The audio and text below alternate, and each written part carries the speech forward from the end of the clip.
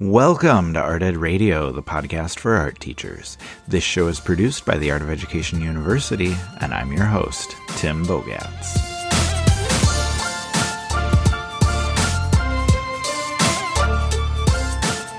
We had an amazing article published on the AOEU website last week by Janet Taylor, and the article is called Rethinking Art Education for the Better. And it is, in short, a brilliant article.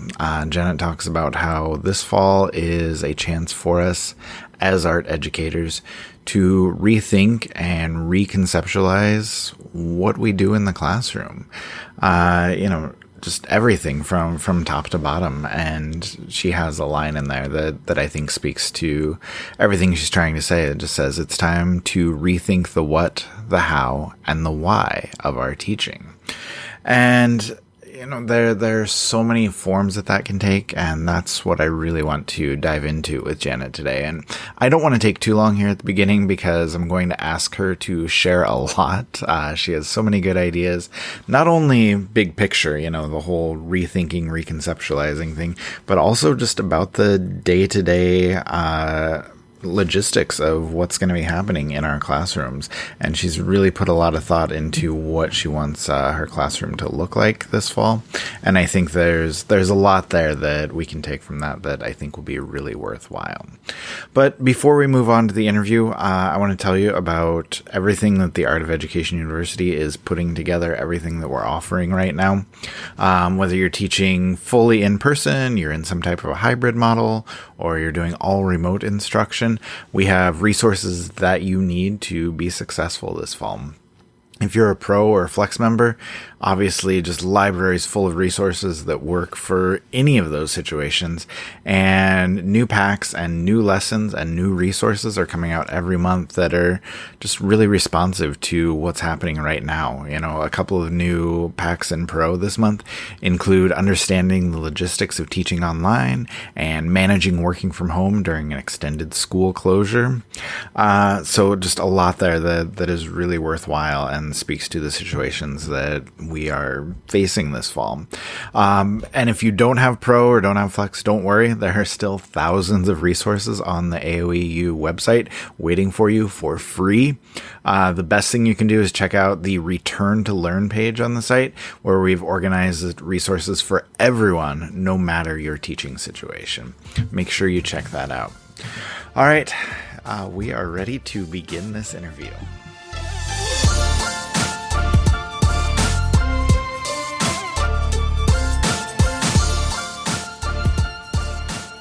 All right, Janet Taylor is with me now. Janet, how are you?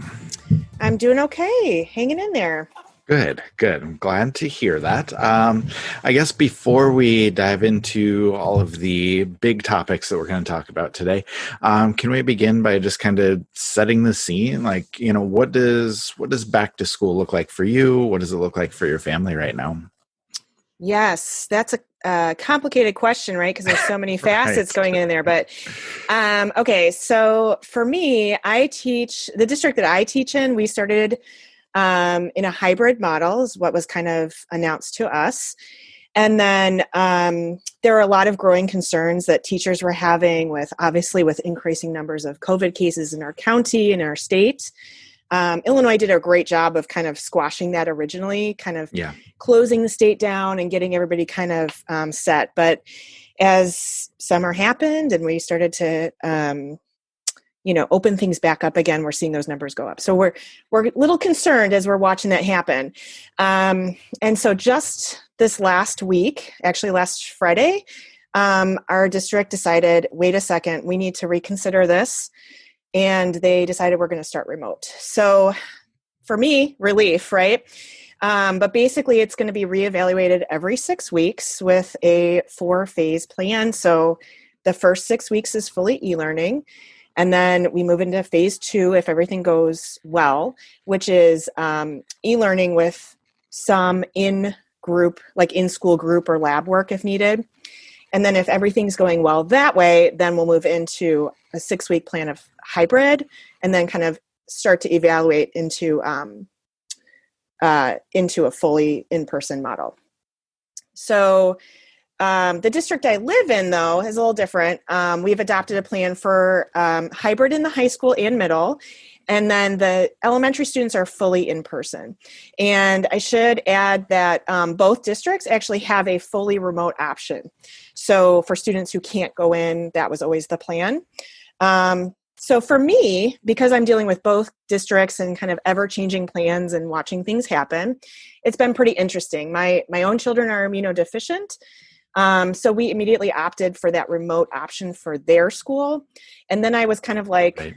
Well, what do I do for my own career then? Because I'm supposed to go into hybrid and I can't bring that back to my own kids and my own family. So I could either like push to teach this online academy through my district and hope that it worked out. Or in my case, I would have to resign my position fully. So it's been, to say the least, like a tumultuous summer, right? Yeah. So I know nothing is ideal, but I'm really grateful that the district that I teach in, as I mentioned, has moved to remote, or at least start remote. And we actually just pushed out the start date for the students too, which honestly gave everybody a sense of, okay, we can take some time, we can figure this out a little bit. It's amazing the weight that has been kind of lifted off of me, just knowing that piece alone. And thinking about like preparing our students, not only for the start of remote, but also any sort of transitions as we slowly kind of move, depending on what's going on. So in my case, to kind of like sum that up, right, I'm going to be teaching from home. I've set up literally this weekend, I set up a whole school in my basement because last year it was like my kids were, bouncing all over the place, and I was trying to teach in my basement and then sometimes outside and wherever I could fit. So this time I'm like, okay, we need to establish a space for everybody to have success. So hopefully we'll see. That might last 2 days and then be a hot mess, but we'll see. Yeah. But honestly, nothing's going to be perfect, but I think you raise an important point there, because all the districts that I've seen who are slowing down and taking time, whether that be back in March or whether that be right now, I think they're so much more successful because of it. So hopefully that will be the same case with you. But the real reason I wanted to have you on, though, was to talk about your article that just published. So it was called Rethinking Art Education for the Better. So can you, I guess, talk about the impetus for writing that article, first of all, and then just explain it a little bit for people who haven't read it? Yeah. Okay. So I laugh about this because I would say I have a lot of big picture, probably too ambitious utopian ideas about art education and education as a system as a whole. So what happened was I was actually getting really upset about all the conversations that were happening back and forth with community and admin and teachers, and a lot of conflict, a lot of different opinions and feelings about this, a lot of different perspectives, right? And there's a lot of facets to everything. Mm-hmm. And something that I kept thinking is why do we have to be stuck in that structure that exists? And why aren't we thinking about the potential that could be, right? So, for example, we're so familiar with the box and the system that's kind of set up to fit inside that box. And I kept wondering, why are we not just rethinking how this whole system is set up? Because this is an opportunity for that, right? So I'm not going to go into all the details, of course, of my thoughts on education and the utopia that I say it can be. But if we have to work within a system in just a few short weeks, right? Because we don't have a whole lot of that's the other piece, right? The first part of your question originally was what's going on? And every day it feels like things are changing. So instead of, trying to fit inside that box, why are we not thinking about how it can actually work for us? So the article in general basically talks about why remote learning didn't really work in the spring. I mean, it did, but it didn't, right? But also how we can set up remote and hybrid or whatever to succeed kind of this time around. So also kind of how things are and should be thought about differently in general as we start the school year, as opposed to managing with what we had. my goal kind of was to take a fresh look on how, what, and why we teach in this new context. Yeah, that's good. So I want to talk about that difference though between last year and this year, and kind of how that's sort of played into your thinking here with all of the stuff that you're talking about. So how would you describe the end of the last school year, and like what is your mindset because of that? Like, what is your mindset going into this fall? Right. So my frustrations, of course, like I said, lie in this. Well, remote learning was such a failure. How is it going to be different this year? What are my students going to do? And I kind of am like, wait a second. Last year was pretty successful given what we had, right? It was literally triage mode, like survival,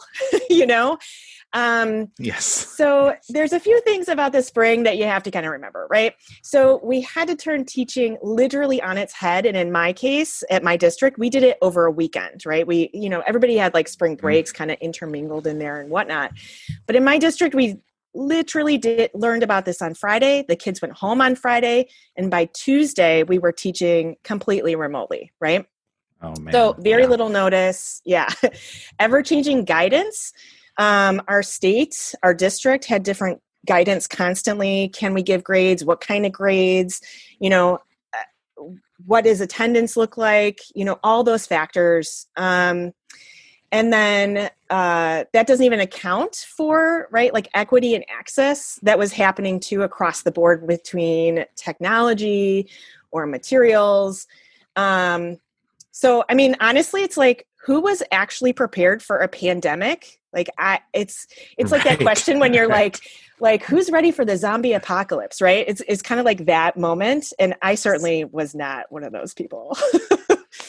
So that's like a big thing we need to remember about the spring, right? So like most teachers, it's over the summer now, we've had this chance to like, okay, let's kind of close the chapter on spring. Let's figure out what the heck we're doing in the fall. And in the meantime, we're trying to balance our own self-care in the summer and listening to news and listening to what's happening with our districts. Yep.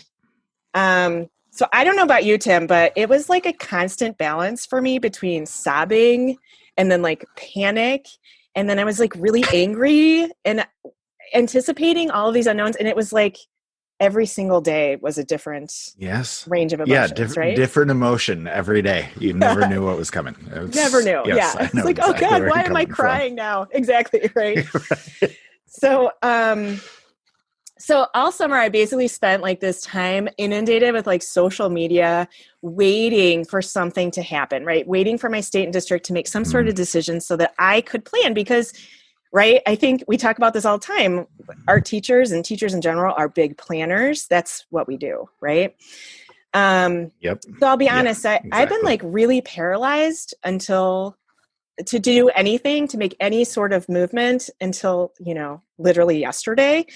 And you know what, I think a lot of people feel that way and I think it's okay. Right. I mean, right. It doesn't feel okay, but at some point you have to be like, it's okay to say I can't make decisions yet, So now that my district has kind of made those decisions and I've made some personal decisions, I can kind of move forward.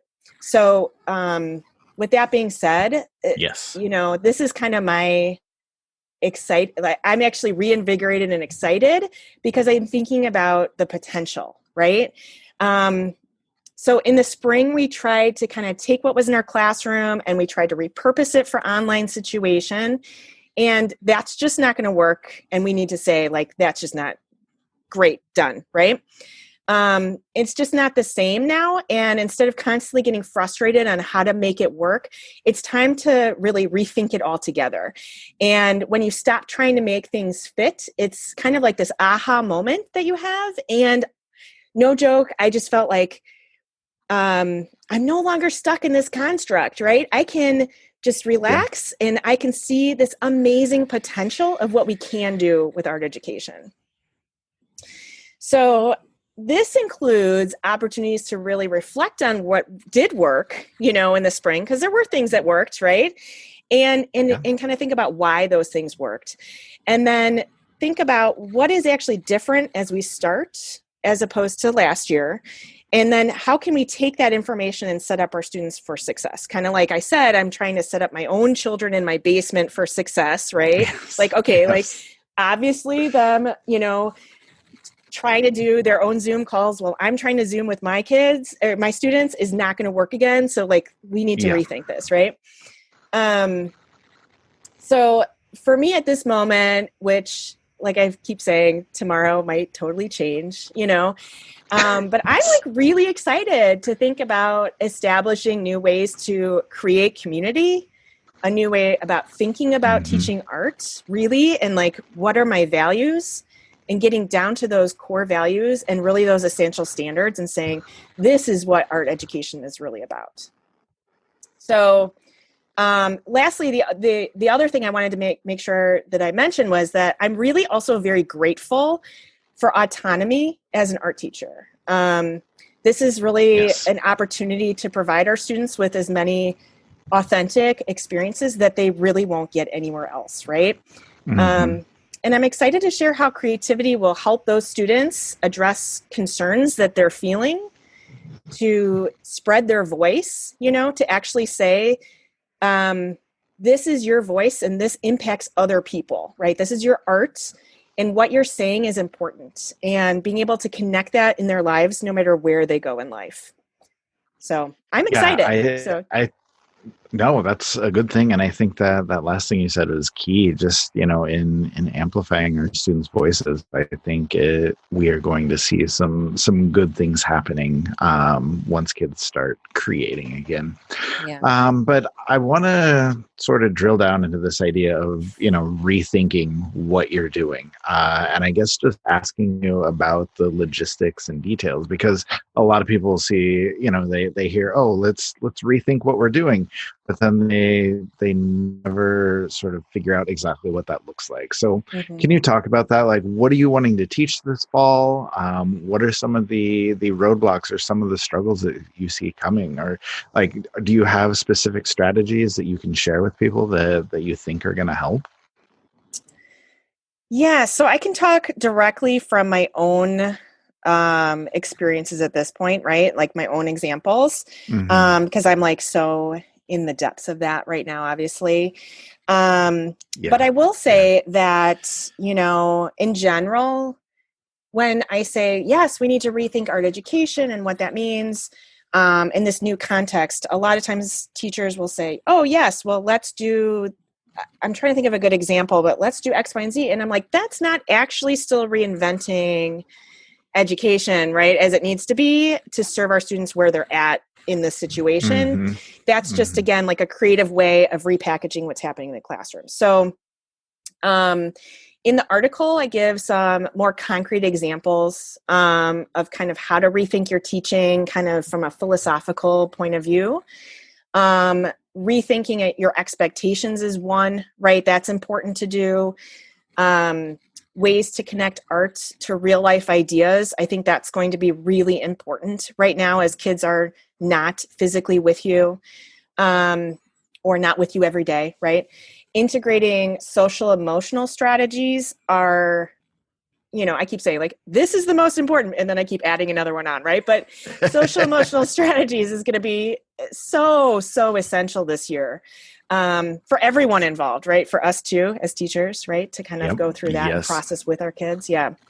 Kind of looking at the standards and really thinking about maybe even what those standards mean in this new context. So not just saying, connect, what does that mean? And how do I apply that to my art education? But what does this mean in this new context of where our students are? Yeah. And then of course, like, materials, right? Materials is going to be a big one, right? What does that mean? And how do we do that? So, for me, I'll give you a kind of a picture or glimpse into my brain for a moment. Yeah. So, which is a scary place, right? But for me, so I teach jewelry metals, 4 levels of that. I teach sculpture 1 and 2, and I teach all 3 portfolios of the AP art and design course, right? And because I teach AP, I'm thinking, of course, of like all sorts of media, not just jewelry, metal, sculpture. I'm thinking like photography and painting and all that, and how those things will work. So in the spring of 2020, I moved my curriculum, you may remember from our coronavirus webinar, into kind of that focus of teaching for creativity and design thinking opportunities, and also providing those social emotional connections. And I think a lot of that was because, you know, I didn't want my students sitting on a computer all the time, because I knew they were going to do that with their other classes, right? And also it was kind of what is the point? How are we, I guess going back to that survival mode, like we just need to kind of get through this, right? So this fall, it's not going to be that much different in that idea, right? And that idea set that we need to keep our connections and our students are going to be sitting on computers all day, and that we need to focus on their mental health and how we're thinking about that. So in my traditional classroom, right, I might set up a structure and scaffolding at the beginning of the year and slowly release more choice. I guess I should say I'm a choice teacher, if people don't know that. So I'm a choice teacher, a choice art teacher. And a lot of the misconception a lot of times is like, you know, I give my students a lot of choice. They revert back to old behaviors of sloppy work, or the quality goes down, or it's a free-for-all, or kids don't know how to come up with ideas. And it's in a choice setting, you really have to scaffold, right? You really have to scaffold a lot of that to prepare them to make those choices. So in my traditional classroom, I do that from day one, right? So starting fall of 2020, if this was normal life, I would set up a lot of structure into how to use the classroom and how to manage materials and how to do a certain technique, like low stakes practice, and then get into the choice, and the choice kind of scaffolds from there. So I don't foresee that being any different in a remote or hybrid situation for me, because that's kind of like my value system, right? So for jewelry, metals, and sculpture kids, I'm definitely going to start out with exploration. I think I'm going to make up some supply boxes and bags. I literally just started thinking about this yesterday, like what's going to go in those and how am I going to get them to the kids, and right. But I would start them out, for example, making their own sketchbook, maybe exploring different media, composition techniques. In the meantime, that allows me space to kind of get to know my students a little bit more in other venues, right? So they might be able to have this low stakes opportunity to practice, and we start to form those connections that way. Then, you know, so between that and maybe like a exploration of media or materials. So maybe like a low budget jewelry or a recycled sculpture assignment, or, you know, 50 things, that kind of stuff. That's my intention, is that is going to buy me time to figure out what's going to happen next. So honestly, right. So sadly, that's a good strategy to be right. I mean, I'm definitely going to be thinking about it along the way, of course, but my hopes are the first thing I can do is focus on getting my kids busy with their hands, not in front of the computer all the time, getting to know each other in authentic ways. And then I can worry about where we're going to go and how we're going to scaffold technique, let's say. I mean, obviously in metalsmith, you know, in metals class, we're not doing metalsmithing in remote. So, you know, that's going to be a little challenge. It's definitely a concern of mine, right? I literally like built that program in our school from scratch, and now we've like doubled sections, and I was so excited. And so honestly, you know, it's the reason why it's so a great class is because it's just a really cool class, right? So you get to saw metals and you get to use a torch, and then you get to like wear your artwork around. I mean, who wouldn't sign up for that, right? Yeah, exactly. But I'm concerned because I obviously like I push that class by saying, this is so cool, you get to use a torch, and it's not a beading class. So the idea of not having my students in class using those tools, being super loud, moving around like, bees in a hive at all times, it's honestly a little sad to me, right? And in a hybrid situation, I can guarantee that my students will at least get like some exposure to that. But at home, they're not. It's just not safe for multiple reasons. Yeah. So, so that's why I'm like, I just need to buy a little time to really figure this out, Figure out what it's going to look like. Yeah. I think another challenge is when working with multiple media like AP, I'm hoping that I can have multiple supply drop off and pickup dates throughout our remote times so that students can maybe, if they need a specific material that they want to work on, I can teach them a little executive functioning and planning ahead and maybe proposing some of that to me, so that maybe once a week or every 2 weeks, I can kind of get them a new set of supplies. That is a good way. I know this isn't like rethinking art education, but that's a good concrete example of, how to not plan for the whole semester all right now. Right. Right. And I also think, if you can do those kinds of things, that's a great way to also see them in person once in a while, kind of connect, to remind them kind of why we're in this together. Like we are together in this, you and me.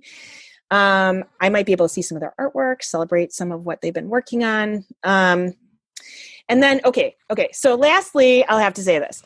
I wrap all of my teaching explicitly around teaching the creative process, right? So I gave you all these concrete little examples of logistics, but when it comes to actually rethinking art education, what does that look like, right? So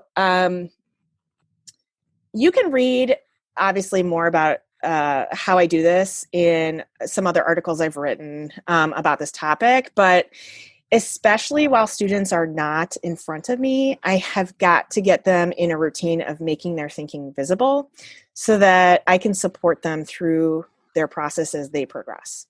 So again, it's not going to be for me, we might be synchronous, we might be asynchronous learning, but the best way that I can rethink education is to take those core values and figure out how to deliver that to them, or how to rework that importance and what does that look like for them in this situation. So when students are documenting, annotating, talking about the process, they really learn so much more about themselves and make those connections about why they're making intentional choices. So to me, that's going to be really important to kind of continue that structure as our creative routine, since they won't be with me. So that, again, that kind of goes back to our original discussion was, how to rethink this. It's like, okay, how am I going to ensure that my students are continually making creative connections and are authentically engaged in the process and not just fulfilling a checklist? Right. Does that make sense? Yep, for sure. And I don't know, I think that's a challenge that we're going to be facing no matter whether you're face to face or teaching online. It's something that needs to be solved. But I actually, well, first of all, let me say just thank you for all of those amazing ideas. But secondly, I wanted to go back to something you just mentioned earlier, which was the importance of social and emotional learning.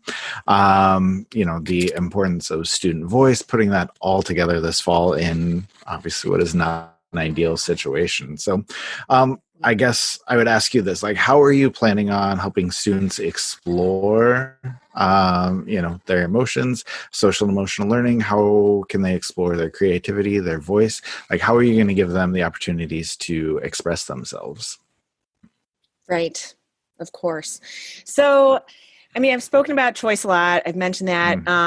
This summer I did this webinar for NAEA, specifically on choice, and the questions that kept popping up was like, okay, this is awesome, but how is this going to help us in the fall? And my response constantly was, you know what? I don't really know yet, but what I do know strongly, what I strongly believe in, it's going to be essential for choice to be helping empowering student voice. This year, especially, hands down, I just cannot reinstate that enough, right? In a typical year, as I mentioned, I scaffold choice with a lot of supports and structures, right? Both technically and conceptually, to prepare them for that self-expression.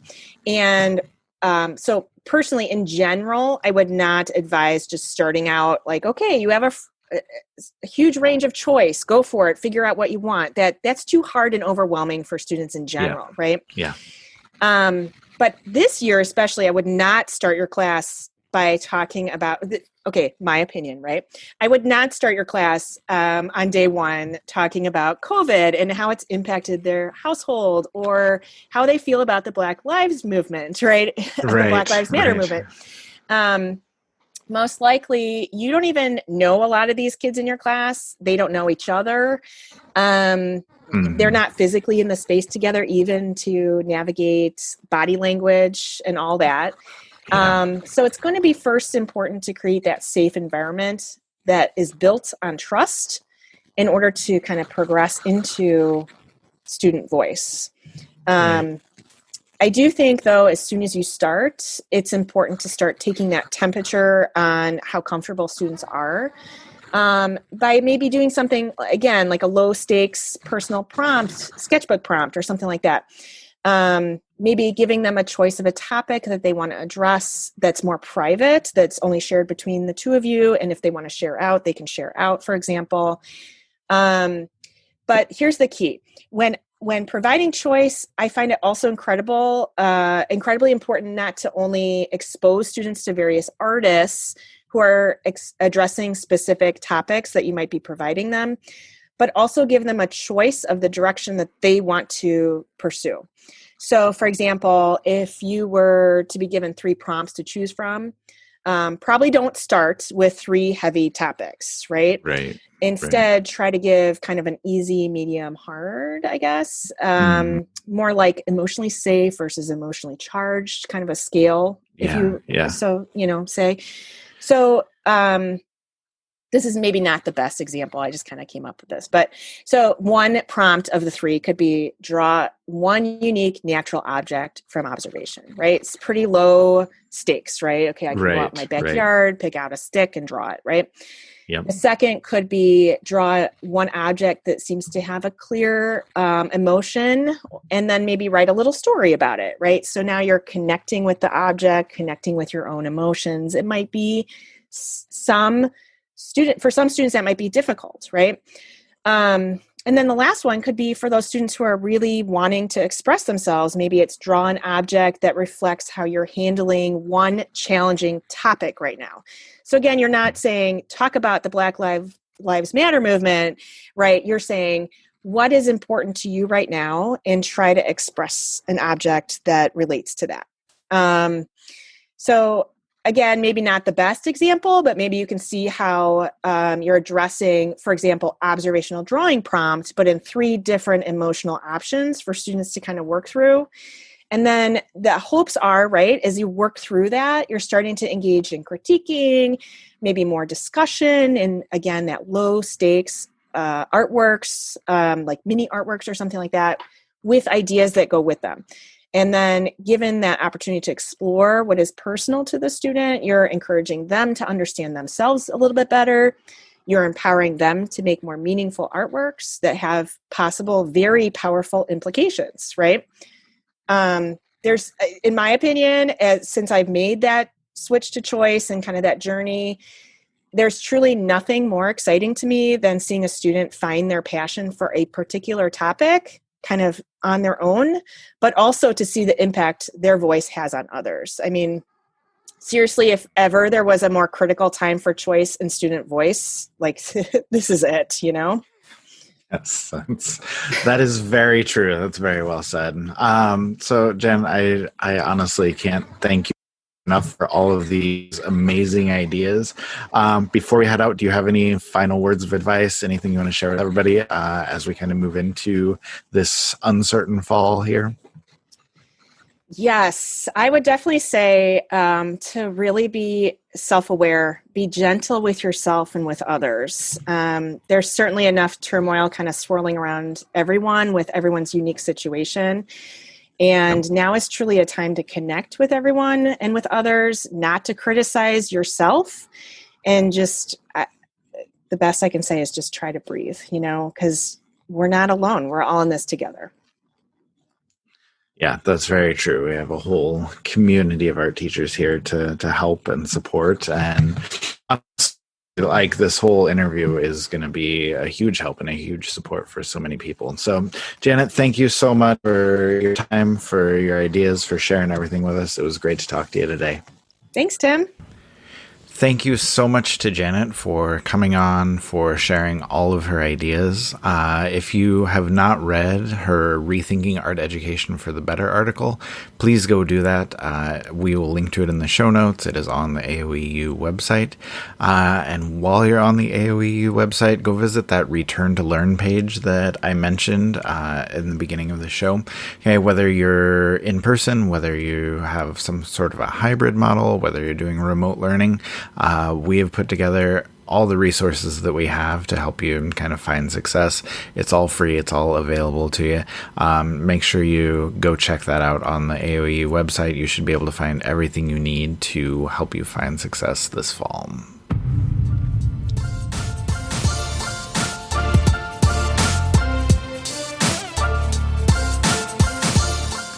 Art Ed Radio is produced by the Art of Education University with audio engineering from Michael Crocker. Thank you, as always, for listening. Best of luck to everyone who is headed back to school this week. Stay safe, stay healthy, do what you need to do to take care of yourself, and we will talk to you next week.